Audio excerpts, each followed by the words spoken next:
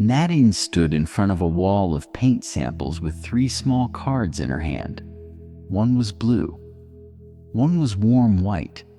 One was a quiet green that reminded her of mornings before anyone needed anything from her. The store was almost empty. A cart rolled somewhere far behind her. The lights above the aisle made every color look brighter than it would ever look at home. Her friend had asked a simple question. "Which one do you like?" Nadine looked down at the cards, and for a moment nothing came. Not because she had no opinion, but because something inside her had learned to wait. She imagined the blue feeling too cold for someone else, the white being safer, the green being too personal, too soft, too much like a choice that belonged only to her. So she smiled slightly and said, "Whichever one works best." It was such a small sentence. No one would call it suffering. No one would hear the disappearance inside it. But Nadine heard something faint in her own chest after she said it. A quiet absence. A place where a true answer should have been. She had become very good at making rooms comfortable. She noticed when someone's voice changed. She knew when to soften her words, when to agree, when to step back, when to make herself easier to love. People often called her peaceful. They did not see how much of that peace came from erasing the parts of herself that might disturb someone else. Over time, her own voice had not vanished all at once. It had become quieter in small, ordinary moments. At dinner, when she said she was fine with anything. In conversations, when she laughed before knowing if something felt funny.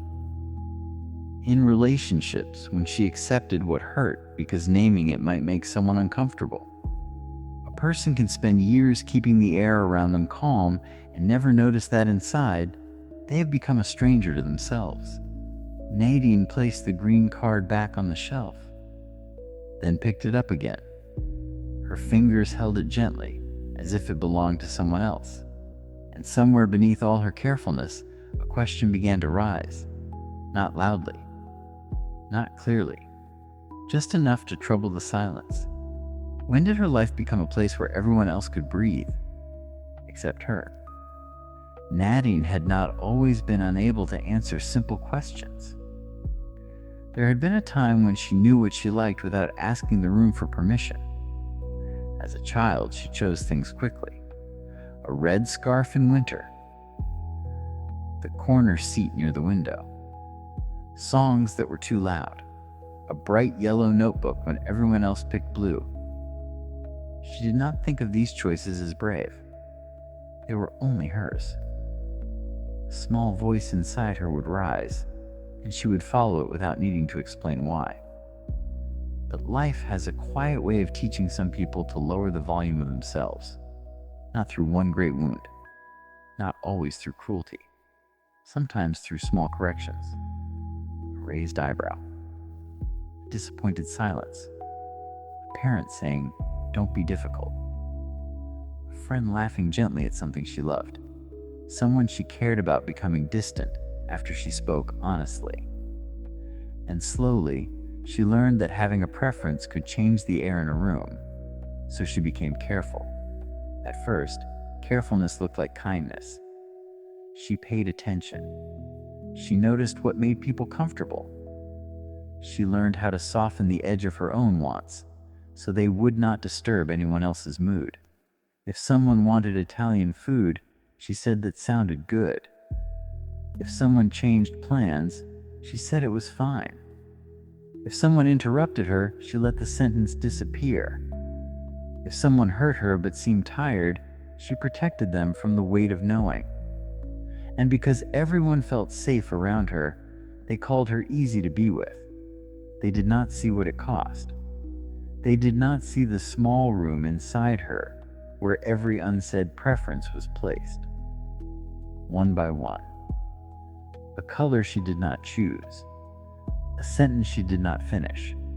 A boundary she did not name. A hurt she swallowed because the other person was already uncomfortable. This is how a person can disappear without leaving. The body remains. The smile remains. The voice still answers when spoken to, but the deeper voice, the one that says yes from truth and no from truth, begins to grow faint. Not because it is weak, because it has been asked to wait too many times. Nadine looked again at the green paint card. It was not a dramatic color. It was not bold. It would not have shocked anyone. It was soft, almost quiet, the kind of green that made a room feel like morning light touching leaves.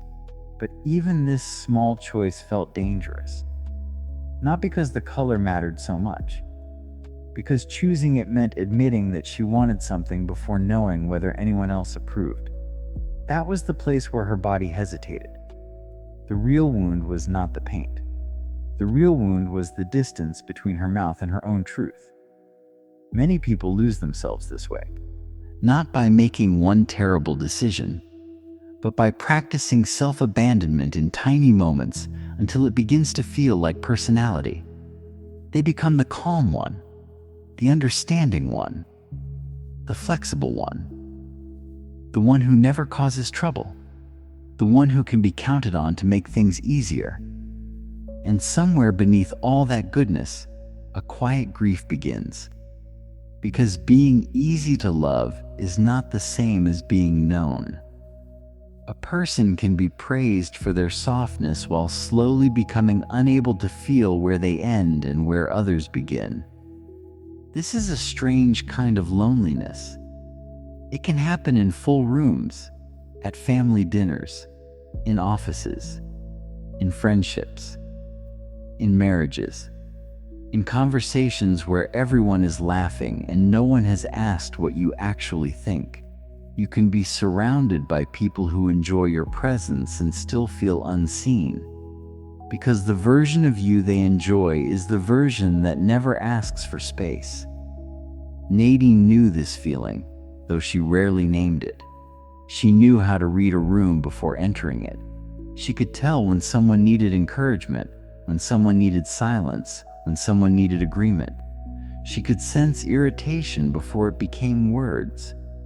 She could adjust herself so quickly that most people never noticed the adjustment. Sometimes even she did not notice.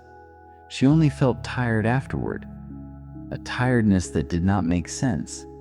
Nothing bad had happened. No one had yelled. No one had rejected her. And yet after certain conversations, she felt as if she had been holding something heavy with both hands. What she had been holding was the comfort of everyone else. What she had put down was herself. There is a kind of kindness that comes from love, and there is a kind of kindness that comes from fear. They can look almost the same from the outside. Both speak gently. Both avoid hurting others. Both notice small changes in people's faces. But inside, they are different. Love gives without erasing. Fear gives so it will not be abandoned.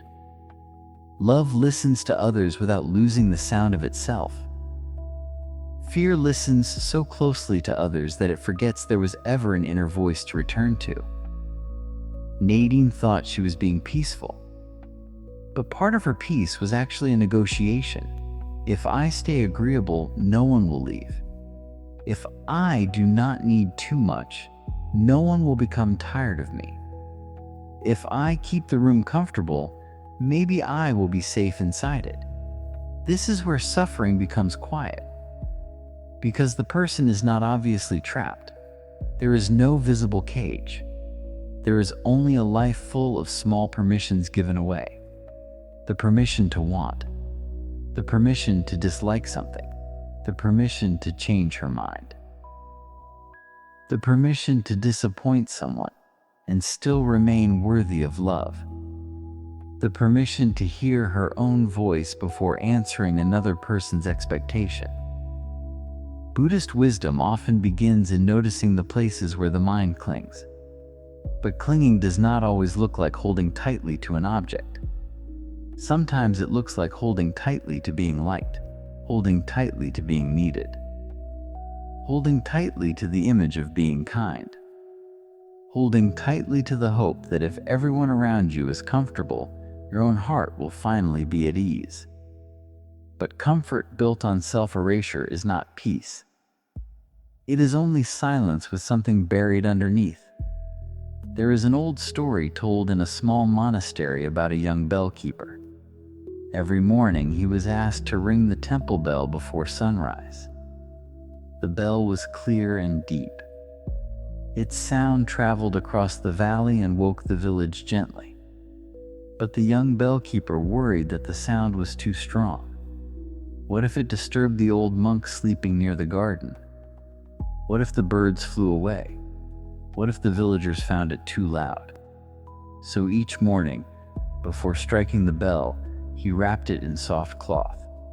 The sound became gentler, then quieter, then almost nothing at all.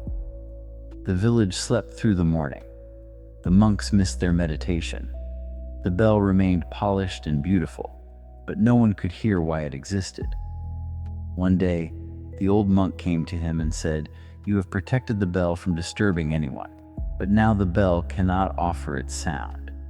Nadine did not know this story, but she was living near its center. Her voice had not been broken. It had been wrapped in politeness, wrapped in fear, wrapped in the habit of making sure no one felt uncomfortable around her, wrapped so carefully that even when life asked, "What do you want?" the answer could not move freely through her. This is why the green card felt heavier than paper. It was a small bell under cloth. It was the first sound of something she had spent years quieting. Her friend was still waiting, not impatiently, just standing beside her in the paint aisle, comparing colors, unaware that a much older question had opened inside Nadine. Which one do you like? There are questions that seem small until they touch the place where we have disappeared. A menu can do this. A weekend plan. A room color. A simple invitation. Where do you want to go? What do you need? Are you okay with this?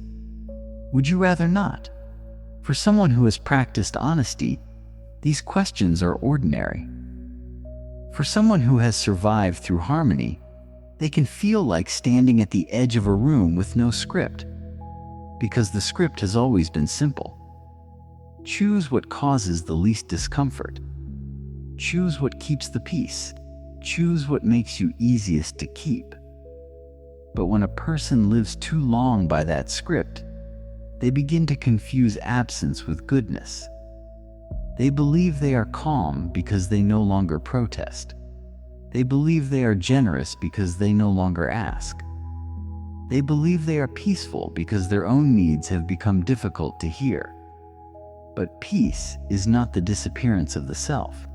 Peace is when the self no longer has to fight to be allowed. The Buddha did not teach people to become empty in the sense of becoming numb.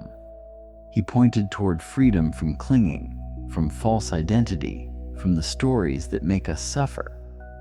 And one of those stories can be very subtle. I must be agreeable to be loved. I must be quiet to be safe.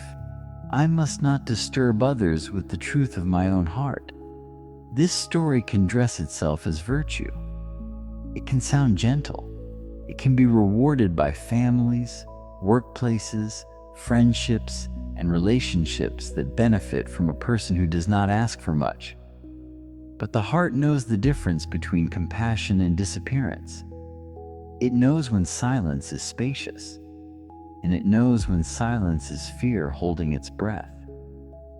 Nadine's silence had not been spacious for a long time. It was crowded. Crowded with the answers she almost gave. The meal she did not want. The apologies she offered too quickly. The conversations where she said it was okay when it was not okay. The relationships where she became smaller so someone else would not feel challenged by her full presence. And still, she was not angry in a loud way. That was part of the ache. She did not want to blame everyone. She could see how it had happened. Many people had not forced her to disappear. They had simply accepted the version of her that made their lives easier. And because she feared losing connection, she kept offering that version. This is where compassion is needed. Not the kind of compassion that excuses the pattern forever, but the kind that sees why the pattern began. Nadine had not forgotten her voice because she was weak. She had forgotten it because at some point, being herself felt less safe than being acceptable. A child learns this quickly. A sensitive person learns it deeply. A heart that has been punished for honesty will often choose belonging over truth. Not because truth does not matter, because belonging once felt like survival. So before judging the part of you that cannot answer clearly, look at it gently. It may have spent years trying to keep you loved. It may have softened your voice because silence once protected you. It may have said yes so you would not have to feel the terror of someone's disappointment.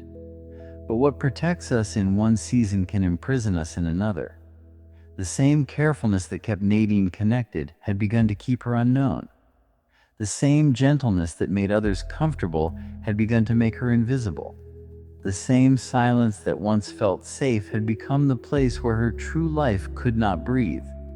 She ran her thumb along the edge of the green paint card, a small strip of color, nothing more. Yet it seemed to ask something of her. Not to become bold, not to change everything, not to finally become someone who never cares what others think, only to notice the tiny place inside her where a preference still existed. That was enough. Sometimes the return to yourself begins in almost embarrassing simplicity. This one. I like this one. I do not want to go there tonight. I need a little time. That hurt me. I am not sure yet. No. Yes. Maybe. Let me feel what is true before I answer. These are not dramatic sentences. But for someone who has lived by keeping others comfortable, they can feel like opening a window in a room that has been closed for years. Fresh air can feel strange at first. Even freedom can feel unsafe when the body is used to shrinking. So the first sound of the inner voice may not arrive as confidence. It may arrive as discomfort, a tightening in the throat, a warmth in the face, a fear that someone will be disappointed, a sudden wish to take the truth back and make the room smooth again. This does not mean the voice is wrong. It means the voice is returning through old fear. Nadine did not yet say it. She only held the green card a little longer. Her friend glanced at her and smiled. You like that one? The question was kind, simple. No pressure hidden inside it. Still, Nadine felt the old habit rise. She almost said, maybe, but I'm fine with whatever you think. She almost placed herself back into the familiar safety of no preference, but something paused. Not a great awakening, not courage like a flame, just a pause. And in that pause, she noticed how quickly she had been willing to leave herself. That noticing was the first sound, a very quiet bell, not ringing across a valley yet, not waking everyone, just sounding once inside her own chest. The mind may say that one small choice does not matter, but the path back to yourself is made of small choices that were once given away. A room is painted one brushstroke at a time. A life is abandoned one silence at a time, and perhaps returned to in the same way. One honest word, one real preference, one moment of not rushing to become easier for someone else. The green card remained in Nadine's hand. Around her, the aisle was still bright and ordinary. Paint cans lined the shelves. A cartwheel squeaked somewhere behind her. Her friend waited. Nothing in the world seemed to understand that a person can stand among colors and realize she has been living in shades chosen by everyone else. But Nadine understood it now. Not fully. Not clearly enough to explain. Only enough to feel the ache beneath her carefulness. Only enough to sense that the voice she had forgotten had not died. It had been waiting under all the ways she learned to be acceptable. Nadine did not answer quickly. For once, she let the question remain in the air without rushing to make it easy. "You like that one?" Her friend's voice was gentle, but Nadine still felt the old movement rise in her body, the small tightening in her throat, the need to soften her own preference before it became visible, the familiar wish to disappear before anyone could be disappointed. Her fingers stayed on the green paint card. The color was still only a color, a quiet green. Nothing dramatic. Nothing that could explain why her chest felt tender holding it. But sometimes the smallest honest choice touches the place where a person has been gone for a long time. Nadine looked at the other cards in her hand. The blue, the warm white, the safer answers. Then she looked back at the green. She did not feel brave. She did not feel certain. She only felt the faint sound of something inside her that had not been allowed to speak without apology, like a bell heard through cloth. Soft, distant, still there. Her mouth opened, and the old sentence almost came. "Whatever works best." But it did not leave her. Instead, she heard herself say very quietly, "I think I like this one." The words were small. They did not shake the aisle. They did not change her life all at once. Her friend only smiled and nodded as if nothing extraordinary had happened. And perhaps nothing extraordinary had happened. Not to anyone watching. But inside Nadine, something stopped folding itself away. There was still fear. Still the habit of checking the room. Still the old tenderness that wanted everyone comfortable before she allowed herself to exist. But beneath it, there was also a small space. A place where her own voice had touched the air and had not been punished for it. She held the green card a little closer. Not tightly. Just enough to feel it was hers, around her. The paint aisle remained bright and ordinary. Cans lined the shelves. A cart moved somewhere beyond the next row. The world continued without understanding what had softened. Nadine stood there quietly, with one color in her hand, with one true answer still warm in her chest. And for the first time in a long while, she did not leave herself to keep the room at peace.